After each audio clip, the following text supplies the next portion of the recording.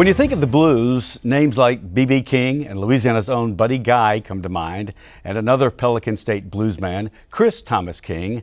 Chris grew up in his dad's juke joint, Tabby's Blues Box, in Baton Rouge. It was there at Tabby's where his own unique style of blues guitar quickly garnered national attention. We have this report now from Will Lurker.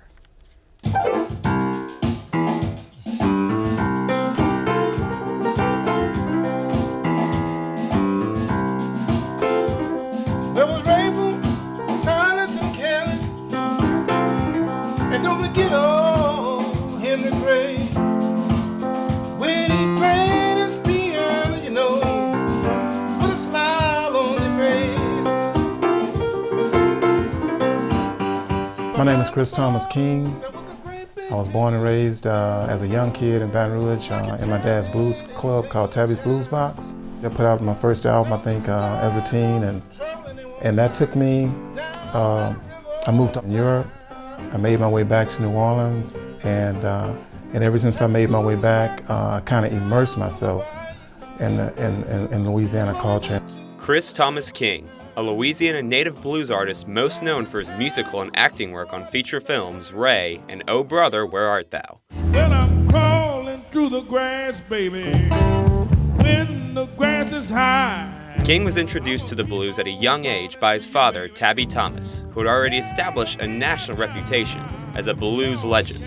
Together, they embraced the blues in their world-renowned juke joint called Tabby's Blues Box. My dad was something very, very special. He had some qualities that I could never dream of, inheriting. He just had a gift, for engaging people. He just left an impression on them. When I look back on those days, coming of age, in Tabby's Blues Box, which opened in 1979,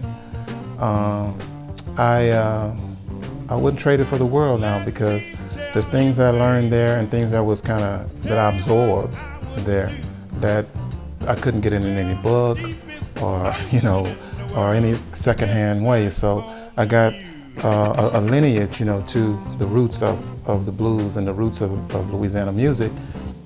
King became a nationally known figure after folklorists from the Smithsonian Institute discovered him in 1979. He subsequently went on to release several albums.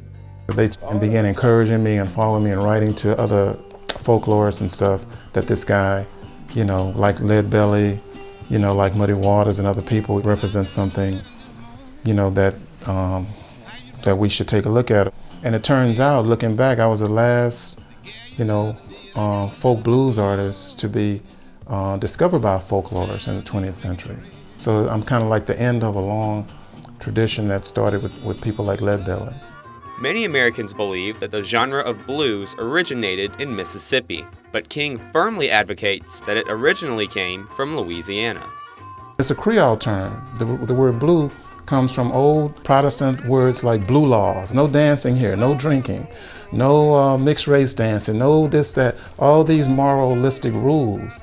And because Louisiana culture was, before the Americans came, was a Creole culture that, was more wide open than the British colonies. And that's what the blues came out of, pushing back against blue laws and these rigid tyranny of what you can and can't do. And it was a music that just kind of expressed itself.